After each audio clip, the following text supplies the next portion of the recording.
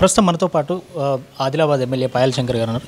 Sir, Congress party ఏదైతే ఢిల్లీలో ధర్నా నిర్వహిస్తుందో 42% reservation, ఇంకా కూడా కేంద్రం 42% రిజర్వేషన్కు సపోర్ట్ చేయలేదు, బీసీల పట్ల బీజేపీ పార్టీకి చిత్తశుద్ధి లేదని చెప్పేసి మాట్లాడతాం. ఎలా చూస్తాం? బీసీల పట్ల ఈ దేశంలో, ఈ రాష్ట్రంలో ఏ పార్టీకి చిత్తశుద్ధి ఉన్నదో దేశ ప్రజలందరికీ తెలుసు.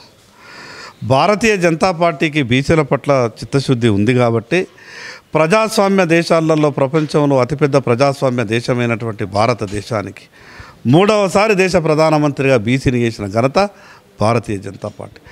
50 ఏళ్ళు ఈ దేశాన్ని పరిపాలించిన కాంగ్రెస్ పార్టీ ఏ రోజైనా ఈ దేశ ప్రధానమంత్రి బీసీగా చేయాలని ఆలోచించిందా? ఉమ్మడి ఆంధ్రప్రదేశ్ రాష్ట్రాన్ని పరిపాలించిన కాంగ్రెస్ పార్టీ ఏ రోజైనా ఒక సంవత్సరమైనా బీసీని ముఖ్యమంత్రి చేయాలని కాంగ్రెస్ పార్టీ ఆలోచించిందా?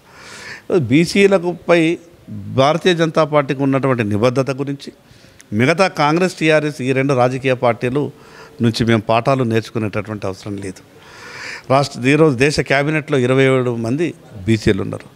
అదేవిధంగా బీసీ కమిషన్కు జాతీయ స్థాయిలో చట్టబద్ధత కల్పించింది నరేంద్ర మోడీ గారు.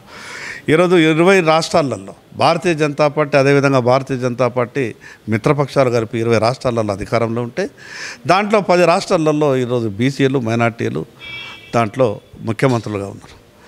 భారతీయ జనతా పార్టీ ఈ సమాజంలో చిట్టచివరి వరుసలో ఉన్నటువంటి ప్రతి ఒక్కరికి ప్రభుత్వ ఫలాలు అందాలా, అన్ని విషయాలలో అవకాశం రావాలన్నదే భారతీయ జనతా పార్టీ ఆలోచన.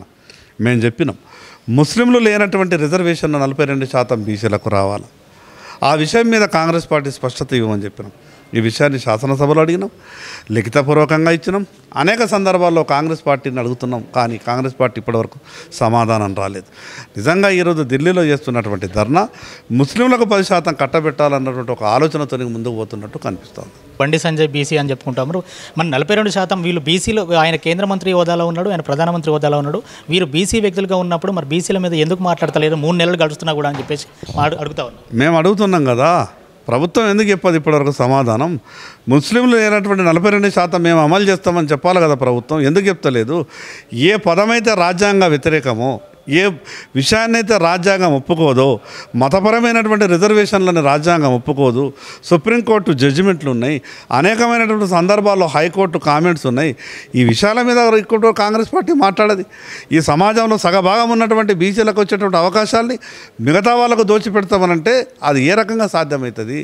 అందుకే బీసీలకు రావాల్సిన హక్కులు బీసీలకు రావాలా, ఖచ్చితంగా ఆ విషయంలో 42% అమలు చేయాలనేది భారతీయ జనతా పార్టీ డిమాండ్.